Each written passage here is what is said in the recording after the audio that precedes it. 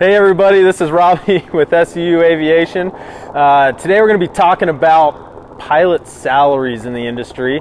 By the end, you're going to know the answer to a lot of the questions that I see all the time. So, is there jobs in the industry? How much money am I going to make? What can I do to make sure I make more money? And how do I find those jobs? How do I get those jobs? So we're going to talk about that. So brought Mike Maurer with me today. So me and Mike, we're pilots. We've done this. We've gone through school.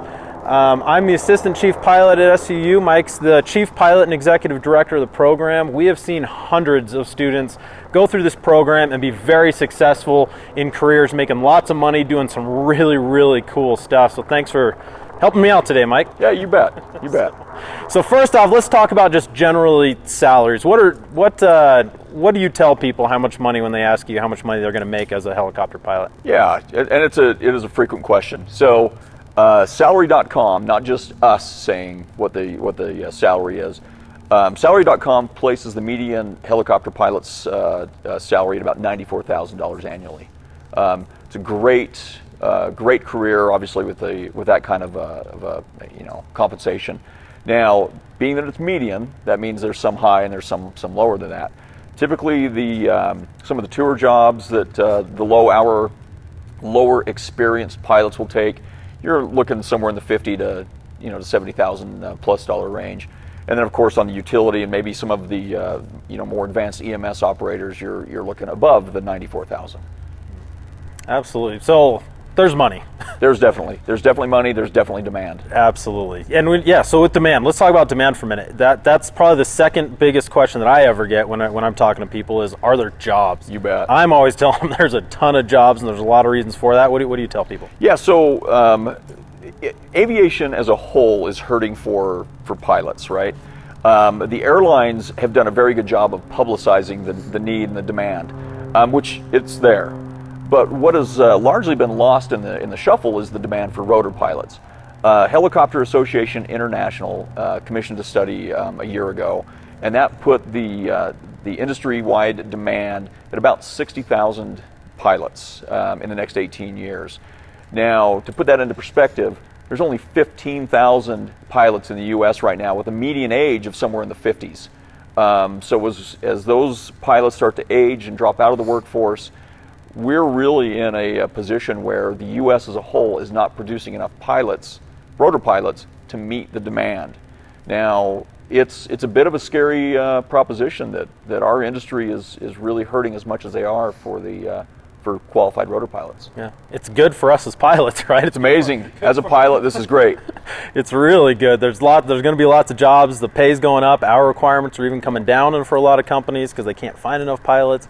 But our mission, as you touched on it there briefly, our mission as the university is not just to make sure that you and I have jobs. It's to train that next generation to go out and really take these jobs that the industry is so hurting for right now. Absolutely, yeah, and make sure. And that's what's really has been neat about me as an instructor is being able to see that immediately upon graduating from school, they're getting really cool jobs, and they're getting jobs that are paying well, and that they're just setting them up for these fantastic careers, being a helicopter pilot. Yep.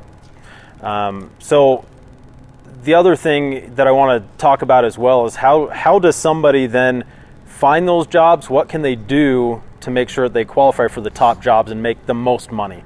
Not just those, when you talk about that range of 50 to 100 plus, how do they make the 100 plus jobs? Yeah, and that's something that we pride ourselves. We want to make sure that the pilots and the graduates of our program, when they leave here, they are prepared. They are ready to take on not only the flight jobs, but take on secondary duties at some of these operators. So our focus at the university is not just on flight. Flight's critical. Flight is what's going to get you into that job, along with some of these skills that our graduates will pick up and be trained on. The NVG, the external load, the high altitude and the mountain flying. That's all stuff that's incorporated within our program. So the more qualifications you can pick up, the more experience you have as a pilot, is what really gets you kind of that first boost in salary. The second boost really comes from your education. We have an associate's, we have a bachelor's, and we have the first ever master's level course with flight as a component for helicopters. And it's the additional education you pick up going through the program that is really going to help you move into a management position at some of these operators, marketing, HR, the list goes on, but you won't be eligible for those positions without that education. So it's really twofold: flight and how valuable you are as an individual to the organization. That's where that second bump in salary comes in. Absolutely, and that's where you see a lot of noise on the internet and everything with people saying, oh, those low-hour pilots, they can't find jobs, they can't do things. And really, I think it really comes down to the difference between knowing how to fly and being a pilot. And all those things that you talked about, that's what changes it. That's what changes the whole game for people, and especially where we see such high job placement rates at SUU. They're getting all the advanced training. They're getting the degrees. They're making it so that they are a pilot. They are well-rounded. They have an education in lots of facets. That way, they go to the top of the pile in the resumes when companies are looking at the resumes. That's exactly right. So when we developed our program, it was in conjunction with looking at what the industry needed. Of course, they need pilots, right? They need NVG. We added NVG as part of our instrument program. They need external load if they ever hope to move into the utility industry. We added external load as part of our commercial. A lot of the other courses that are part of the educational component within the degree have nothing to do with flying.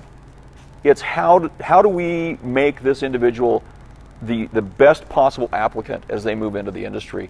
And it's those secondary things that in asking the industry what they need, that's how we developed what we offer.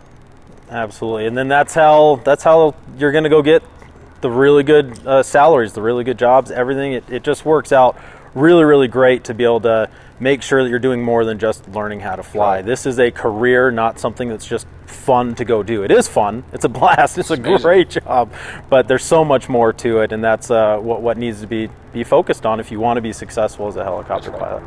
So really fun talking about all this. It's a super, super exciting stuff. I love talking about this, especially when it comes to how much money that you can make and going and having fun and getting those really exciting jobs.